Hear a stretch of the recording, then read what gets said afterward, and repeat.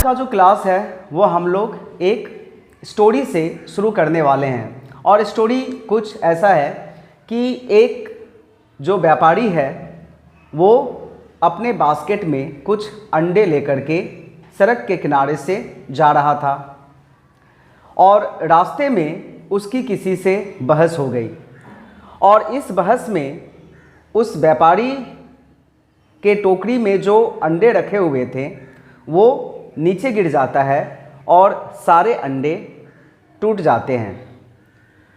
तो फिर वो जो व्यापारी है जिससे उसकी बहस हुई थी उससे कहता है कि यू हैव टू पे for all my broken eggs, और ये मामला जो है वो पंचायत में चला जाता है। तो पंचायत में जाने के बाद व्यापारी से पूछा जाता है कि आप बताइए कि आपके टोकरी में कितने अंडे थे। तो व्यापारी इसका जो आंसर है वो कुछ इस प्रकार से देता है। वो कहता है कि सर, अगर टोकरी में रखे गए अंडे को दो दो करके हम अगर उसका पेयर करें, यानी कि दो दो करके ग्रुप करें, तो एक अंडा बच जाएगा। अगर हम तीन तीन के ग्रुप में बांटें तो दो अंडा बच जाएगा। अगर हम लोग चार चार चार करके उसको ग्रुप करें तो तीन अंडे बच जाएंगे। अगर पाँच पाँच पाँच करके ग्रुप करें तो चार अंडे बच जाएंगे। छः छः करके ग्रुप करें तो पाँच अंडे बच जाएंगे। और अगर सात सात सात करके ग्रुप करें तो एक भी अंडा नहीं बचेगा। और उसके बाद वो कहता है कि मेरा जो टोकरी है उसमें 150 अंडे ही आ सकते हैं, उससे ज़्यादा अंडा नहीं आ सकता है। तो बच्चों, द क्वेश्चन इज, अभी उसके टोकरी में कितने अंडे हैं ये आपको बताना है। ये एक तरह का पजल है। तो व्यापारी के बास्केट में कितने अंडे रखे हुए थे इसका पता कैसे किया जाए, तो आइए हम लोग जानते हैं। व्यापारी ने क्या कहा कि अगर, अच्छा ठीक है, हम टोटल अंडा को जो है ए लेट कर लेते हैं, यानी कि टोटल जो एग है, टोटल एग, उसको हम लोग ए लेट कर लेते हैं। और वो क्या कहता है कि अगर सात सात करके हम इसे ग्रुप में बांटे तो फिर 0 अंडा बचता है, यानी कि a is equal to 7q plus 0 for some integer q। चलिए इसको सॉल्व करते हैं।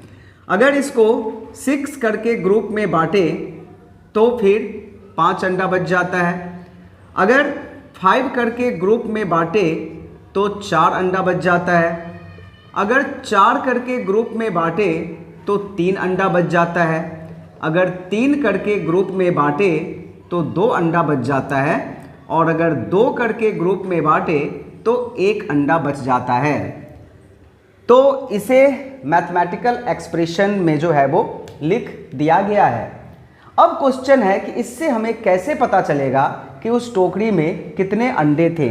अब चलिए, ए का वैल्यू जो है वो 150 हो सकता है या फिर उससे कम हो सकता है। ए का वैल्यू जो है वो 150 से बड़ा नहीं हो सकता है, 150 से बड़ा नहीं हो सकता है।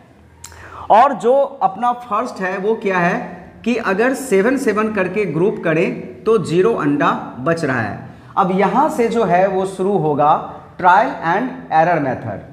तो ट्रायल एंड एरर मेथड में क्या करेंगे, हम लोग 7 के मल्टीपल को लेंगे, we will take all the multiple of 7, और हम लोग ट्रायल एंड एरर मेथड से पता करेंगे कि 7 का वो कौन सा मल्टीपल है वो जो इन सारे कंडीशंस को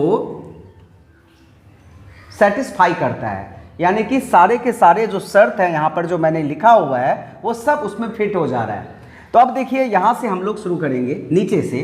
तो अगर मैं 7 को 2 से डिवाइड करूँ तो 2 3 जा 6, तो 2 3 जा 6, तो 1 रिमाइंडर हो रहा है, तो ये कंडीशन वेरीफाई हो रहा है।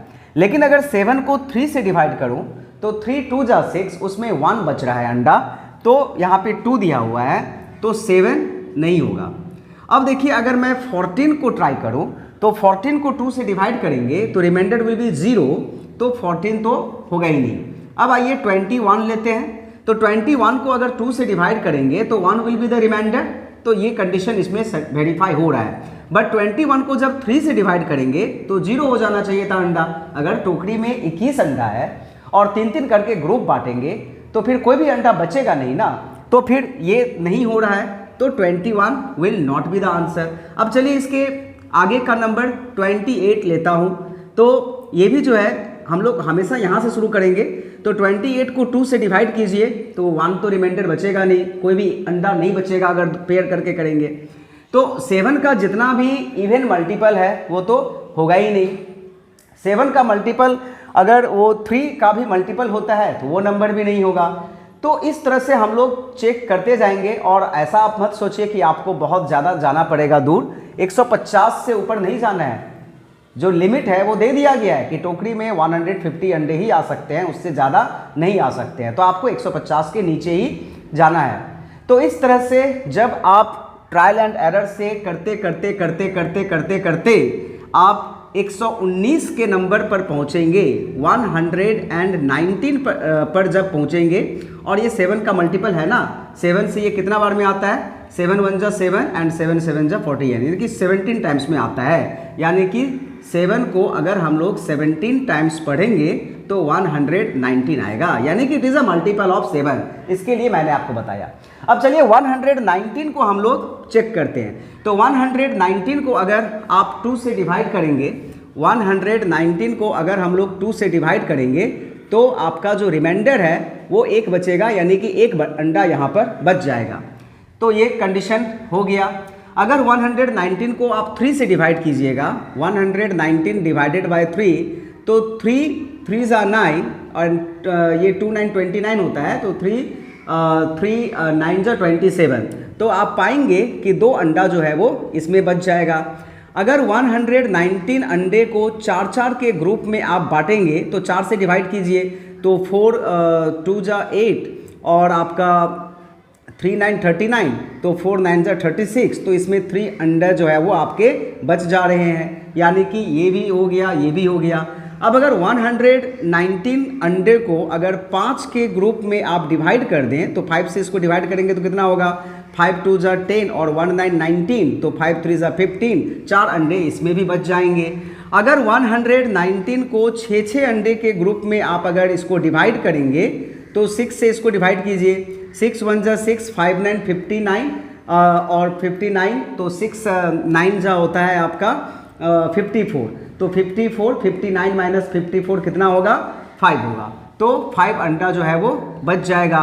लेकिन जब 119 अंडे को आप 7 के ग्रुप में बांटेंगे तो 119 इज कंप्लीटली डिविजिबल बाय 7 और उसमें कोई भी अंडा जो है वो नहीं बचेगा।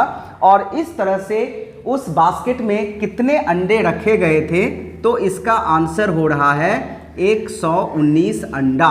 तो इस तरह से बच्चों ये जो पजल है वो इसका आंसर जो है वो निकल सकता है।